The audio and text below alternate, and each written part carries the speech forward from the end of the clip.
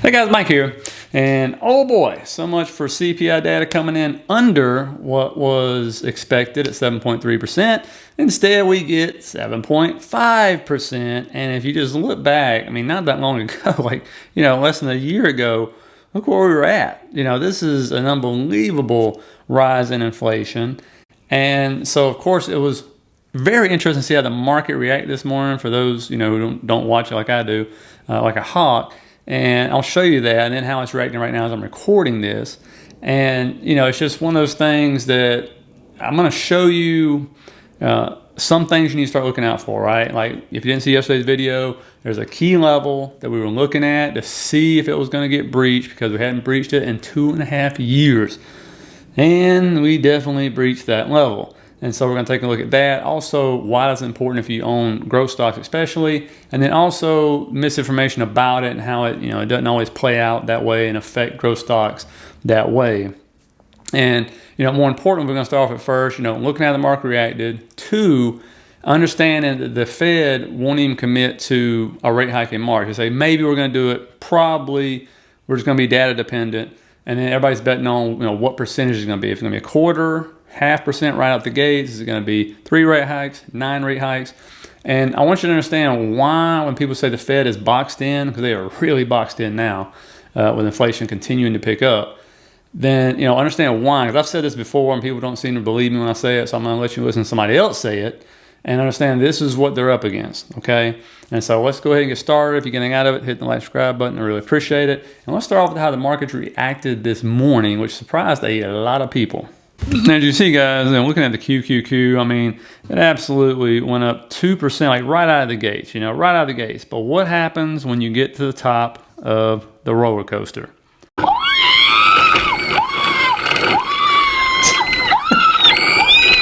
And I'm sure, some of you guys might have felt that way. I mean, you looked at the market today, it was a roller coaster, and it's still selling off, I believe, as I'm recording this. But one thing that made me kind of laugh this morning was this one guy on live TV just kind of going off, basically, for quite a while on CPI data. And I'm going to say he was losing it, but it was just funny to listen to him because he's very passionate about it. And so take a look at this, and then, we'll understand why this probably most likely will not happen. If anybody on the Federal Reserve Board is listening, please avoid guidance on 50 and then do 50. Okay, we need to get ahead of this. Okay, you're putting the markets through death of 1,000 cuts. It's time, in my opinion, even though I have to admit the S&P 500 up 7 out of 9 sessions is rather impressive. But get on with it. And I kind of feel like he's saying what a lot of people are thinking. I mean, let me know in the comments if you're thinking the same thing. Like, what the hell are we doing here? But understand that, you got to remember, our Fed right now is still buying bonds, all right, and mortgage-backed securities. They have not stopped that, right? That doesn't stop till March. So even as inflation's going up, the Fed is still buying bonds and mortgage-backed securities, which is just, it's mind-boggling when you think about it, right? Not only are they not getting ahead of inflation, they're still contributing to it, right? Because they're buying the bond, the mortgage-backed securities. It creates more liquidity in the market. So if we're not buying them, they are. We can put that money somewhere else. And so it's just mind-boggling to think about that. And people are talking about rate hikes. They won't even stop buying stuff yet, right? But understand, for them to do 50 basis points, it will be extreme, and here's why. I don't think the Fed is going to come out with a 50 basis points because, once again, they're still buying bonds right now. They could have stopped that program 2 months, 3 months ago. And so I think they've been very transparent. We're going to get a hike in March. We'll probably get a few more hikes. But I think they're going to be very, very data dependent because don't forget, we have a $30 trillion U.S. debt. For every 1% increase you get in treasuries, that's $300 billion in interest. And so that's right. That's why the Fed is so apprehensive to do this, because they understand the debt is so much higher than it used to be, and they couldn't even get it above 2.5% without driving us into a recession. So they realize there's this balancing act they're trying to play here where they don't want to drive us into a recession because they raise interest rates too fast. Then yes, you could slow down the economy to the point where we go into a recession, which is not where we want to be. And the other one is, yes, we have this there's the debt, but then there's the deficits. Right now, around $2.5 trillion a year, right? Which means we're spending 2.5 trillion more than we're bringing in, okay? If that continues, you can do the math. I mean, that times 5, that's 10 trillion. We'd be at 40 trillion by 2027, right? And understand that deficit keeps going up, right? It's not going down because of Medicare, Social Security, defense spending, all that stuff.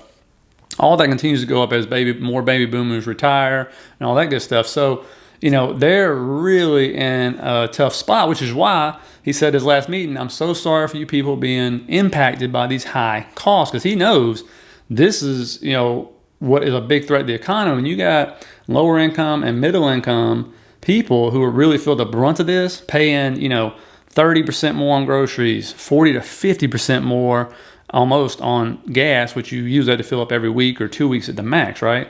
So you're going to feel those things, the energy bills at your house, right? You're going to feel all of that, a lot more than people that have a whole lot of money. And so, that's what they know, but they're just kind of trapped right now. They're like, well, maybe we'll raise interest rates. But again, they also know by raising interest rates, it's not even going to really touch inflation for a year, right? That's what he said, not me. So he said that multiple times. And so, for me, how about let's go ahead and cut the faucet off and stop buying bonds and mortgage-backed securities. Hopefully that is definitely going to end next month. That's supposed to. I don't know if that means they're buying through March or it ends on March 1st. But, that's the big thing, right? And so, obviously, those are some problems. But the other one is the key level we breached today. We have not seen it in 2.5 years. I talked about this yesterday in the video. And that's the 10-year Treasury yield. And if you just look right here, here's the hourly, guys. And boy, we went right through it. Boom, right around, 10 o'clock? Breached through it and kept going. And the reason why this is something important, because you look back here on the daily, here's the day, and then if you scroll back, we gotta go all the way back. Give me just a second. It's gonna take me a minute to get there because it's so far back. But, right here, we bounced off, but then right here, in, what is that, July of 2019, that's the last time we've been above 2%. And it's such a psychological level. That's what's so crazy. I mean, when you breach levels you hadn't breached in a while, markets tend to freak out. And then if we take it and we just add like the QQQ, right, and how this affects our growth stocks, which is what the NASDAQ firm is made up of, you can see for the most part, you see this big move up, what's been happening to the QQQ, you can see it's been moving down at the same time. And if you scroll back, you can see a few more examples of how they're correlated. Most of the time, you can see when the Treasury yield goes down, you saw a nice move up on the QQQ. But then, of course, what happened? Treasury started moving up. Well, guess what happened? The QQQ still moved up. So they're not always directly correlated. I think it's really got to do with just those big moves, right? That's what spooks the market, drives it down. You can see right here where definitely you see yields going down, the QQQ is going up. All of a sudden, the QQQ kind of starts trading sideways, a little bit up, and you saw what the bond yields were doing. They were kind of going up, but it was very volatile moves going up. And to show you something, kind of in comparison, this is 2018 right here, guys. And you can see when bond yields are spiking, because we did 4 rate hikes this year, and they were trying to, basically decrease the Fed balance sheet. At first, QQ was going up, and then it became extremely volatile once you saw the big, huge spike happening in the 10-year Treasury yield. But then what happens? It hits a certain level, even with Treasury yields going up, the QQQ starts to recover and come back up. And then as Treasury yields traded sideways, the QQQ continued to go up. And then you see a big spike up. What happens to the NASDAQ? Sells off, actually goes into a 24% crash here. But what do you see in 10-year Treasury yields? As they're crashing in the middle of the crash, here comes the 10-year Treasury yield just absolutely dropping like a rock. And so I think it's important to understand that. So if you see these yields continuing to climb, it doesn't always mean that the stock market is going to sell off. And why? Because the truth is, what happens? They start to price it in. Right? They realize what's happening, and they also know the yields don't go up in a straight line. They're going to come back down. And if those charts don't show it, I don't know what else to say there. But, I've seen this out there on YouTube. It's like, well, if the yields go up, yes, I think more than not, it tends to happen that way. But I think it's the big spikes up like you see today going on. Because you see when it trades sideways, which bond yields are going to do a lot, right? What happens to the QQQ, SPY, anything else? It normally will trade actually up, believe it or not.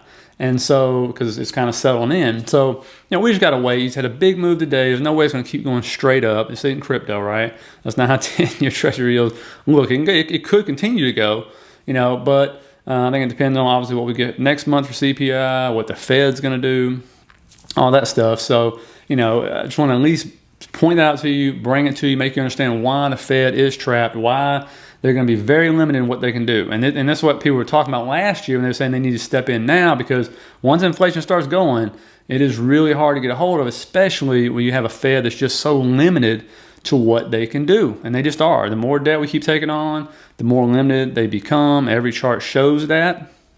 Just, if you ever get bored, pull up the Fed, interest rate right there, and you'll see a straight line going down. They could not get us above 2.5%. If they do, they're going to crash the market. They're going to send us straight into a recession. They know that. They just can't tell us that. And so, and the debt's not coming down anytime soon. That's going to continue to climb like crazy. It's 124% of GDP now. Just 2 weeks ago, I did a video. It was 120. So, that's where we're at on that. And I know some people don't believe in debt and deficits because we print our own money and they don't mean anything. I find that hard to believe. But, because this is the kind of stuff it affects right here. Okay, because that's the same people last year were saying we have no problem with inflation. And you see what's happening now. So anyway, I want to put that out there to you. If you got anything out of it, hit the like and subscribe button. I really appreciate that, guys. Really appreciate everybody that watches these videos and shares them and stuff like that. Love the comments and all that. Even if I can't answer back to you, I try my best. But just want to say that out loud. I really do appreciate every one of you, okay? So I hope you have a good day, and I will see you later.